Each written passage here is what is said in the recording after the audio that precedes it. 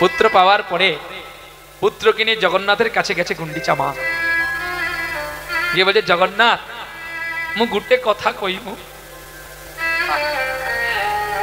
জগন্নাথ ধাই কিড়ি কিড়ি করিকি সিংহাসন পুরো নামিলে, ঠিয়া হউছ মাসির অগ্রর। মা আখির বাড়ি ফেলিছি কেন কহ, তুমি যাহা চাইবে মু তাহি দেবে। মা কহিলে মোরে কথা দে জগন্নাথ, মোর পুଅ শত পাপ করিলে তু তাহাକୁ ক্ষমা করিবু।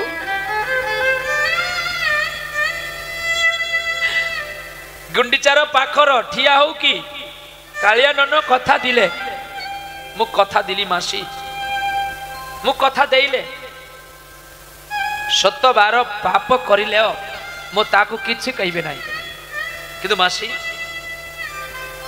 শত পাহাড় হইলে কিস করিব। গুন্ডিচা কহিদিলে তাଙ୍କୁ তু মারিবু, তুমি কিছু কইবে নাই, মু কিছু কইবে নাই।